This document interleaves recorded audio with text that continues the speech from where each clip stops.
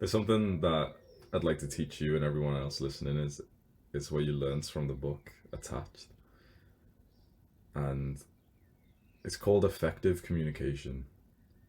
And I think it's the greatest tool, like the greatest sword that we can wield in relationships. And I've not really heard anyone online talk about it because it's not clickbait. Shouting at women on a podcast gets more views than what I'm about to say, and this is probably going to seem kind of like cringe blue pill advice,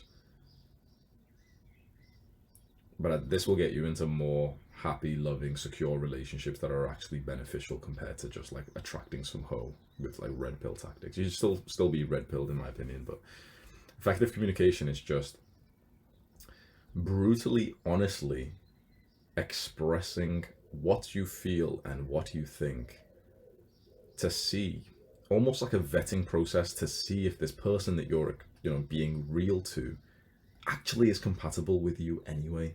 You see, we play this game, all of us here, in relationships and friendships, where we think in a binary way. I hope they like me. If they don't like me, that's a bad thing, especially with women, don't we? We go on a date and we think to ourselves, we don't, there's not many of us are that mature enough to go to a date and think like, are we compatible? Do we share the same values or anything? We go on a date just thinking, I hope she lets me fuck, bro.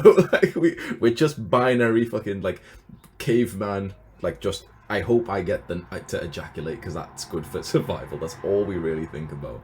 And the same with friendship. I hope that we form some kind of friendship so that he will eventually share resources with me. It's just binary thinking. The issue with that is that you start to then only consider, you start to consider it's always to be like a negative, a loss, a bad thing, a failure when you're not compatible with her. And before you know it, you start to talk and act in ways which aren't even like the real you to try to force this compatibility with her. And you get the win, you get to ejaculate. Well, wow, you get to share some resources with this guy. It's like that seems like a good thing, but they're dating or they're friends with someone who you're not even this person. And suddenly you start to live like this weird like lie of a life. And it feels horrible to do that. And so I invite you, the next time it's time to make a friend or to meet a girl, to think to yourself, this isn't like a binary 0 to 1. I hope she just likes me. It's to think to yourself, wait, I hope I like her. I hope I like this guy. I hope we're compatible. And the only way to do that is to actually relentlessly be 100% who you are. To try to like take off all of the BS, all of those extra stuff in your mind that's telling you to like act this way because this other guy that you look up to acts this way. Because in the end, you want to meet the people that you're actually compatible with. And if you're always acting slightly different, and man, if you're not opening up and you're kind of staying concealed, people are attracted to a version of you that's not even real.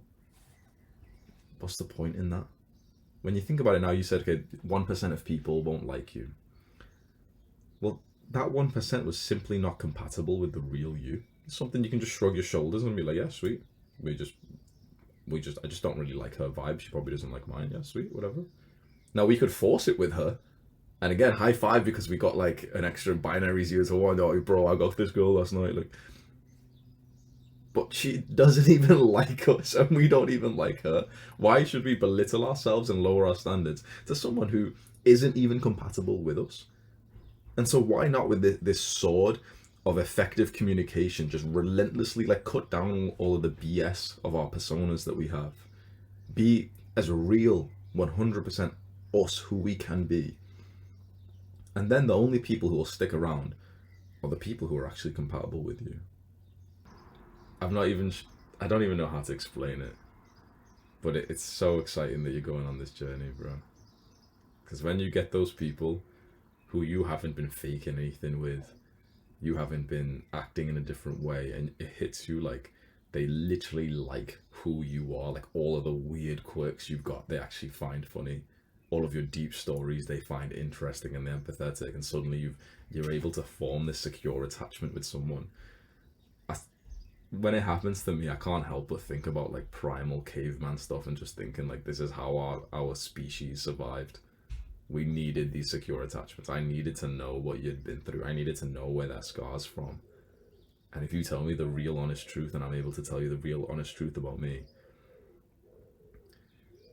when I'm fighting that mammoth, I know that I can rely on you because I know enough about you. You know the same thing. You know my values. You know that I can protect and provide. I think that's how we've grown so well. In the modern day, it's the exact same thing. Change the mammoth for a business. Change protecting and providing the tribe for hitting the 1 rep max, or spotting you for your 1 rep PR in the gym.